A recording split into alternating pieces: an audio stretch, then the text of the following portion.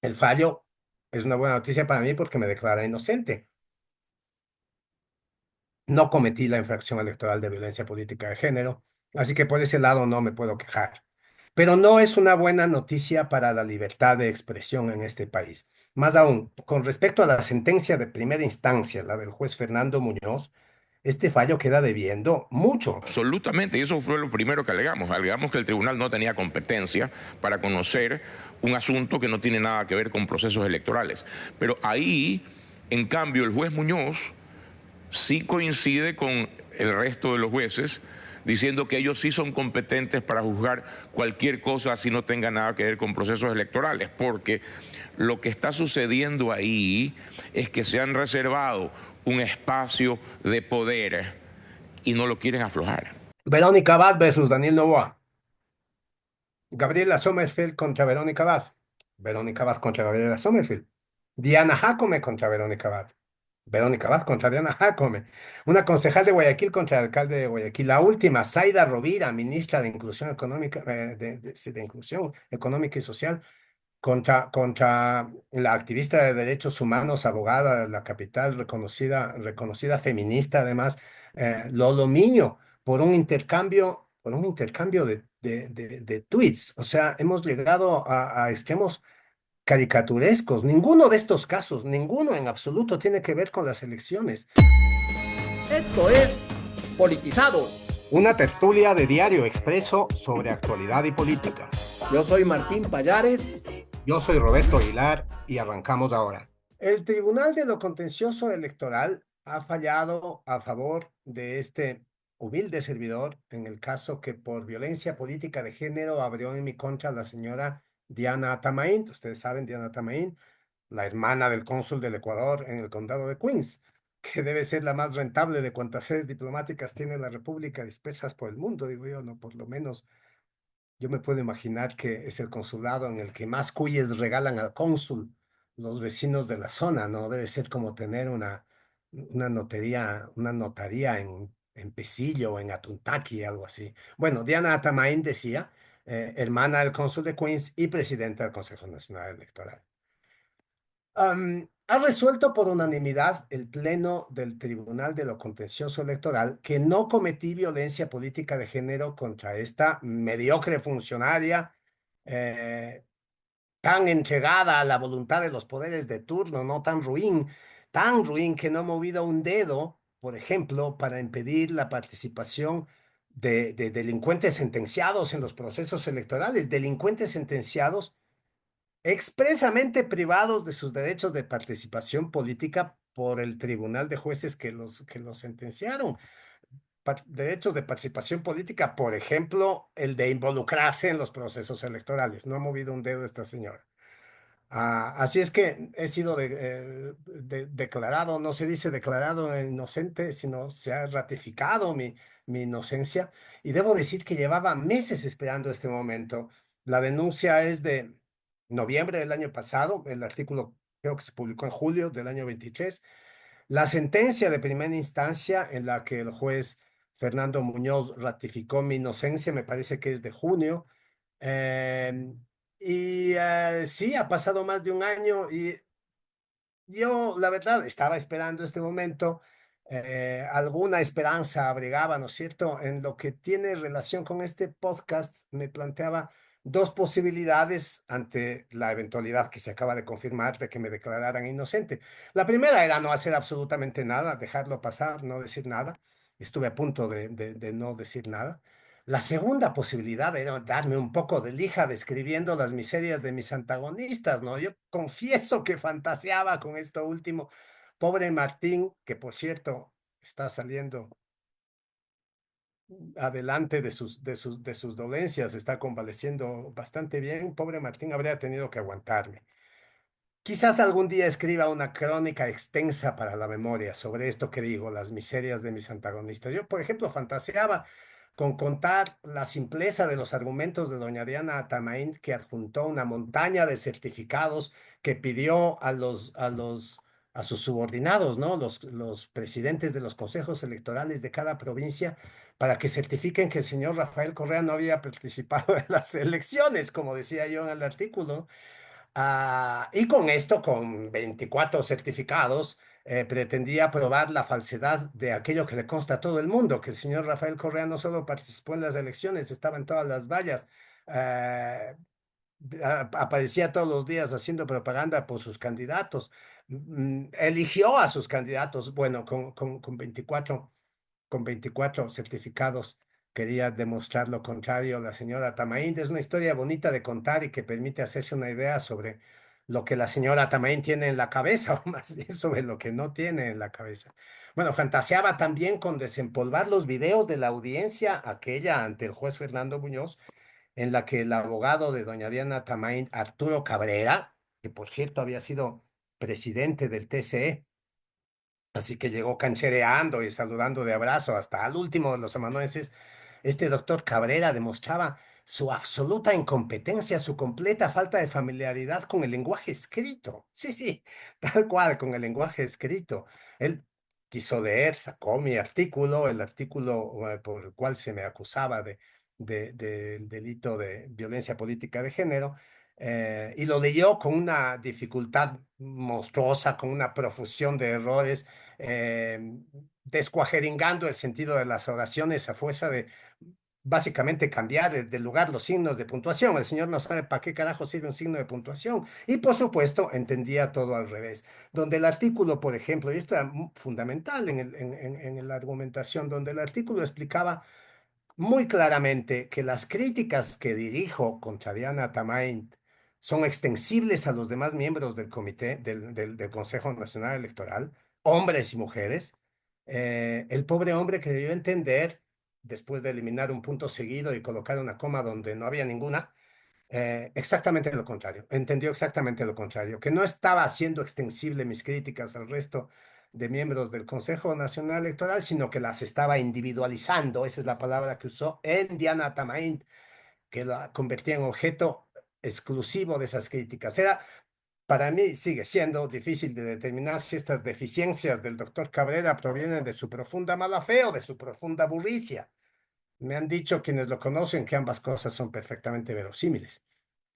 Pero bueno, eso es todo lo que me habría gustado. Me habría gustado extenderme en estas cosas en este episodio de Politizados para festejar el fallo del TCE en el que se ratifica mi inocencia. Pero no, no puedo hacerlo. Y no puedo hacerlo básicamente porque no hay mucho que celebrar. A ver, maticemos. Eh, el fallo es una buena noticia para mí. El fallo es una buena noticia para mí porque me declara inocente. No cometí la infracción electoral de violencia política de género, así que por ese lado no me puedo quejar. Pero no es una buena noticia para la libertad de expresión en este país. Más aún, con respecto a la sentencia de primera instancia, la del juez Fernando Muñoz, este fallo queda debiendo mucho, porque de hecho evita pronunciarse sobre uno de los argumentos de fondo de esa sentencia. Ah, oigamos hablar de esto a quien lo explica mejor que yo, que es la persona con la que tuve la suerte de trabajar en este caso, la que tuve la suerte de tener como mi abogado defensor en este caso, abogado de Diario Expreso, el doctor Eduardo Carmiñani. Escuchemos este segmento de su entrevista de ayer con Lenin Artieda en Ecoavisa. Lo explica bastante mejor de lo que podría hacerlo yo. Respecto del caso específico del señor Aguilar, sin duda es una buena noticia que se haya confirmado su absolución, que ya se había producido en primera instancia por parte del juez Muñoz. Pero no hay que caer, a propósito de este fallo, en ninguna algarabía ingenua. ¿Por qué? Porque el fallo es terrible para el concepto general de la libertad de expresión y específicamente respecto del menor umbral de protección que tienen los funcionarios públicos frente a la crítica. Aquí hay que establecer una diferencia, porque el fallo de primera instancia, que también absolvía a Roberto Aguilar y que fue elaborado por el juez contencioso electoral Fernando Muñoz, tenía pues todo un sustento de jurisprudencia nacional e internacional, lo referido por el Sistema Interamericano de Derechos Humanos, por los sistemas europeos. Era una sentencia muy bien elaborada. ¿Esta sentencia de segunda instancia se aleja de lo dicho por el juez Muñoz? Absolutamente. El juez Muñoz dijo: debo absolver porque el umbral de protección de los funcionarios públicos frente a la libertad de expresión y la libertad de opinión es menor y los funcionarios públicos tienen que aceptar que están sujetos a crítica. Crítica dura, si usted quiere. Y agregó Muñoz: pero además, en mi opinión, no hay ningún acto que incurra en violencia política de género. La señora Tamain apeló. ¿Y qué dijo ahora el pleno del tribunal? No dijo ni media palabra sobre el asunto de la libertad de expresión y el menor umbral de protección de los funcionarios públicos frente a la crítica, sino que entró directo a decir que no había violencia política de género y agregó que tenían reparos a la motivación de Muñoz. Dicho en claro, señor Artieda, porque el fallo no lo dice explícitamente, lo que están diciendo es que no están de acuerdo con que los funcionarios públicos deben soportar las críticas que se les hace en ejercicio de sus funciones. Y eso es lo grave y riesgoso en general para la libertad de expresión y hay que denunciarlo. Es decir, el Tribunal de lo Contencioso Electoral ha dejado la puerta abierta para seguir adelante con esta serie de procesos en los que básicamente lo que se hace es entregar a las autoridades públicas la capacidad de judicializar el ejercicio de la opinión. Eso va a continuar.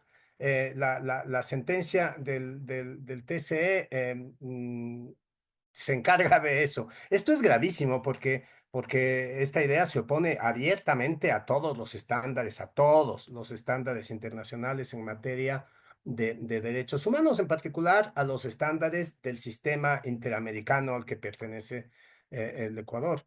¿Qué dicen esos estándares? Que, a ver, habida cuenta de estos dos derechos, ¿no es cierto? El derecho de la libre expresión de las personas, y por personas digo políticos, periodistas, ciudadanos de a pie, tienen derecho a libre expresión frente al derecho a la honra de todas las personas y en este caso particular de las autoridades. Las autoridades también tienen un derecho a la honra. Entonces están estos dos derechos. Cuando estos dos derechos chocan, el derecho a la libre expresión de las personas versus el derecho a la honra de las autoridades y de los funcionarios públicos, dicen los estándares internacionales en materia de derechos humanos que el derecho que prevalece es el derecho a la libre expresión, porque la libre expresión es un bien jurídico cuya protección es más importante que la honra de los funcionarios y precisamente por eso es que los funcionarios, las autoridades públicas, tienen un umbral de protección menor. O sea, cuando una persona como Diana Tamain voluntariamente se dedica al servicio público y voluntariamente acepta un nombramiento, un cargo de autoridad, presidenta del CNE, se sobreentiende que con el poder que eso representa, ella está aceptando también las servidumbres que esa autoridad y ese poder traen consigo. O sea, ¿o qué cree doña Diana? Que todo es un lecho de rosas, que todo es viáticos para viajar a los lugares más insólitos, a cumplir las agendas más ridículas que no tienen el menor de interés público, que todo es negociación con el presidente de la República para ponerle al ñaño de cónsul en Queens y así tener un sitio donde llegar gratis en la Gran Manzana. ¿Eso cree doña Diana también? Pues no, también está lo otro. Y, y lo otro es precisamente la obligación que tiene de tragarse las ruedas de molino de la crítica, que puede ser muy dura, que puede ser durísima, que puede ser incluso injusta. Así es la vida. Y le toca aguantar, y le toca no victimizarse, moderar su capacidad de sentirse ofendida, que por lo visto es infinita. Y por favor, le toca no manipular, no tergiversar los conceptos de violencia política de género para hacernos pasar gato por liebre y pretender que porque es mujer, nadie le puede tocar ni con el pétalo de una rosa. Ese sí es un estereotipo, ¿no? A las mujeres no se les toca ni con el pétalo de una rosa. Es un estereotipo de la peor especie que es ella, no yo. la que está contribuyendo a perpetuar con esa conducta que tiene.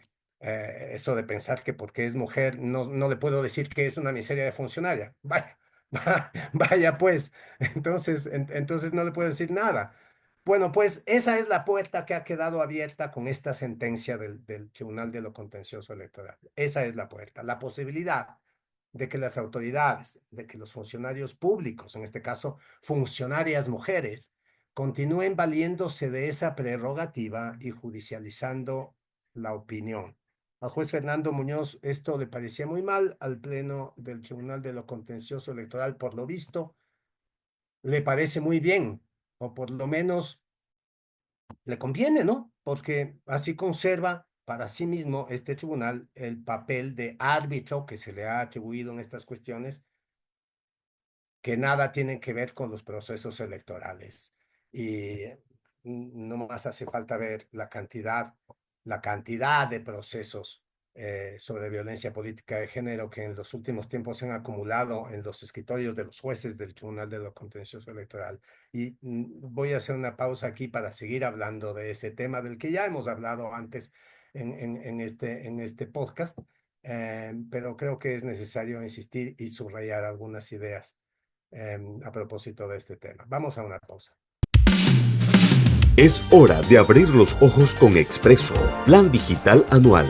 $20 durante el primer año. Suscríbete en suscripción.expreso.es. Bueno, decía, hay que ver la cantidad de procesos sobre violencia política de género que se acumulan en los escritorios de los jueces del Tribunal de lo Contencioso Electoral. Verónica Abad versus Daniel Noboa. Gabriela Sommerfeld contra Verónica Abad. Verónica Abad contra Gabriela Sommerfeld. Diana Jacome contra Verónica Abad. Verónica Abad contra Diana Jacome. Una concejal de Guayaquil contra el alcalde de Guayaquil. La última, Zaida Rovira, ministra de Inclusión Económica, de Inclusión Económica y Social, contra la activista de derechos humanos, abogada de la capital, reconocida feminista, además, Lolo Miño, por un intercambio de tweets. O sea, hemos llegado a extremos caricaturescos. Ninguno de estos casos, ninguno en absoluto tiene que ver con las elecciones. Y uno se pregunta qué puede hacer un caso que no tenga que ver con las elecciones en el Tribunal de lo Contencioso Electoral. Esto es una aberración, porque el Tribunal de lo Contencioso Electoral, ya lo hemos dicho, existe para eso, para juzgar las infracciones electorales. Y la misma ley de elecciones, la mal llamada al Código de la Democracia, mm, y digo mal llamada por esta idea de que cuando oímos Código de la Democracia pensamos que el código, que es una ley que está por encima de todo. No, se llama Ley de Elecciones y su ámbito de aplicación son las elecciones. Por eso es que esto es aberrante. La misma ley de elecciones define como infracciones electorales aquellas que se dan en el ámbito de los procesos electorales, pues ¿dónde más podrían darse las elecciones, las infracciones electorales? Pero ninguno de estos casos, ninguno de los que mencioné, Verónica Abad contra Noboa, Sommerfeld, Jacome, el alcalde de Guayaquil, Zaida Rovira, con Lodomiño, no, ninguno de estos casos se sitúa en el ámbito electoral, ninguno en absoluto. O sea, como Lodomiño, que no es un actor electoral, y Zaida Rovira, que tampoco lo es, em, hablando de cosas que no tienen nada que ver con las elecciones, ¿cómo Lodomiño se convierte en infractor electoral? A mí eso me tienen que explicar porque eso no se entiende. Eso es un absurdo y es una aberración. Em, Ninguno de estos casos tiene que ver con las elecciones y ninguno de estos casos tampoco está fundado sobre la identificación de un estereotipo de género. Es otro tema del que ya hemos hablado. Y esto también es una aberración, porque, eh, a ver, todos estos casos, todos tienen que ver con el ejercicio de la expresión. Cuando hablamos de violencia política de género en estos casos y en todos los que se han abierto, se refieren los denunciantes a una supuesta violencia política ejercida en el ejercicio de la expresión, valga la redundancia. Son cosas que se dicen o cosas que se escriben las que conforman supuestamente esta violencia política de género.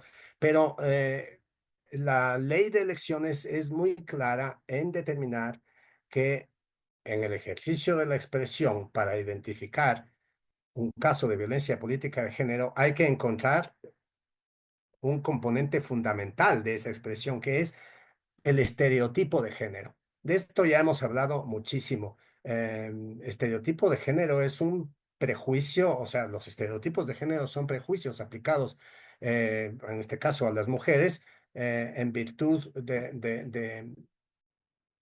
de supuestos roles asignados, preestablecidos. Las mujeres a la cocina, eso es un estereotipo de género. Las mujeres no deberían dedicarse a la política, sino estar en la cocina. Usted no debería ser asambleísta, sino dedicarse al maquillaje. Se lo dijo la bestia del expresidente prófugo a la en ese entonces asambleísta Cynthia Viteri. Eso es un estereotipo de género. Otra cosa es que sea una infracción electoral, pero eso es un estereotipo de género. La necesidad de tipificar la conducta de violencia política de género surgió, yo diría, como una suerte de discriminación positiva para equilibrar una situación de inequidad en perjuicio de las mujeres que participan en la política. Y lo que estamos viendo aquí por parte de mujeres que participan en la política es la manipulación de ese recurso hasta su más burda caricaturización.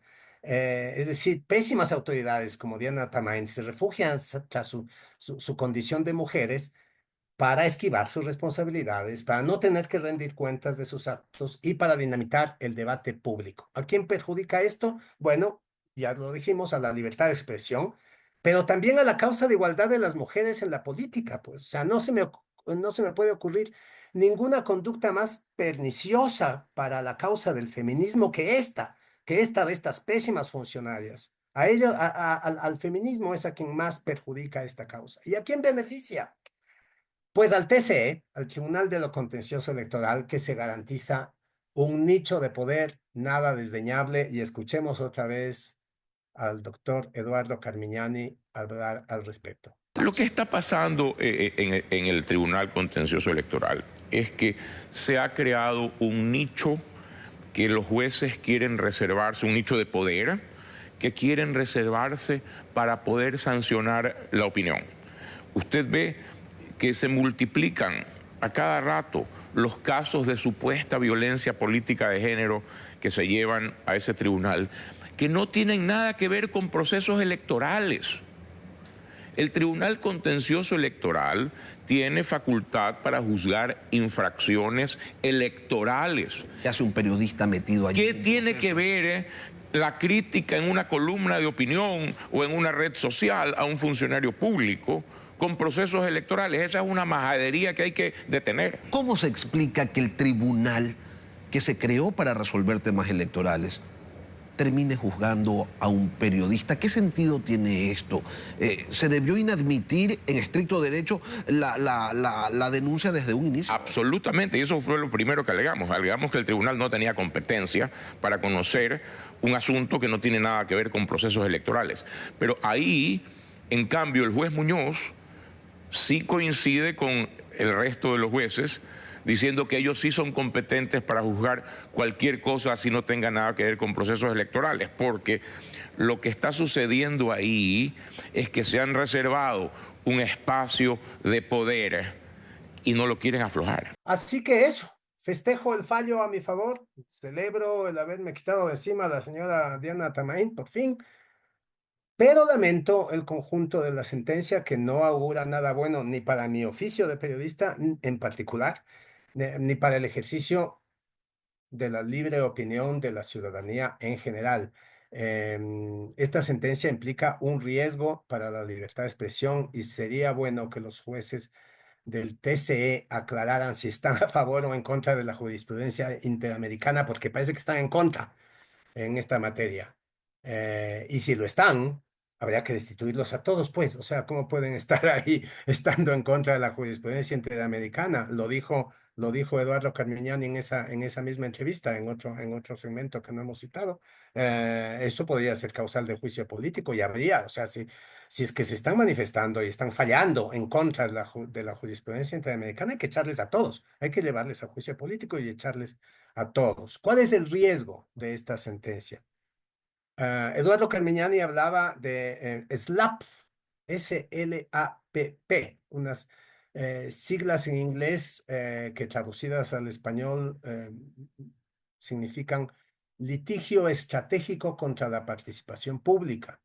Es decir, aquí no solo se trata de sancionar a un crítico, en este caso a mí, que se trató de sancionarme por el ejercicio de mi opinión. Se trata, o sea, cuando vemos que estos procesos son tan generalizados, que están tan de moda, que hay tantos y que están haciendo cola, y que el PSE, a pesar de no tener ninguna vela en ese entierro, pues ese no es un caso electoral, ese es un caso que debía ventilarse en un tribunal civil, de acuerdo a la ley civil, no a la ley electoral. Eh, es tan generalizado esto que lo que está significando es que estos procesos están intimidando a la generalidad de la gente. O sea, ya no se usan solamente para perseguir a alguien por lo que dijo, sino se usan para intimidar a la gente para que evite decir lo que quiere decir. Y no hay que dejarse. Eso es una amenaza terrible.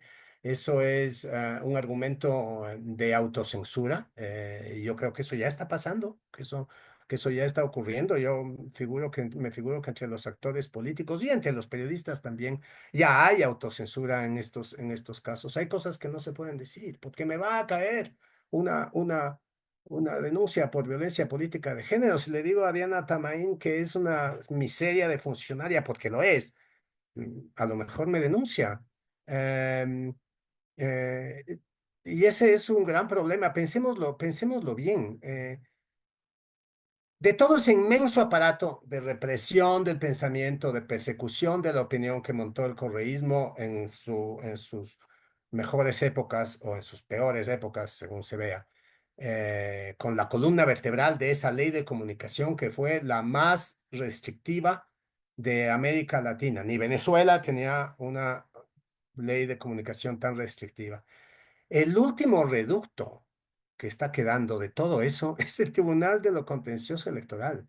El, el, el, el, el último bastión de la persecución al pensamiento y de la persecución a la opinión que montó el aparato represor del correísmo durante sus 10 años está ahí y está en esta aberración de haber incluido, en contradicción abierta con la ley electoral, en esa ley haber incluido este artículo de violencia política de género que, insisto, me parece un concepto pertinente. Me parece un concepto que como discriminación positiva para crear una situación de equilibrio o digamos para arreglar el desequilibrio que existe entre hombres y mujeres en el campo de la participación política es un concepto pertinente, pero que no tiene nada que hacer en la ley de elecciones, que debe ser muy claramente regulado con respecto a esto del estereotipo de género, que debe quedar claro que no toda crítica a una funcionaria mujer,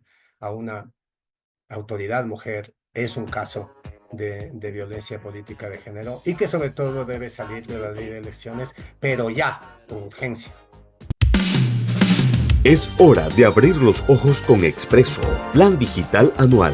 $20 durante el primer año. Suscríbete en suscripción.expreso.es.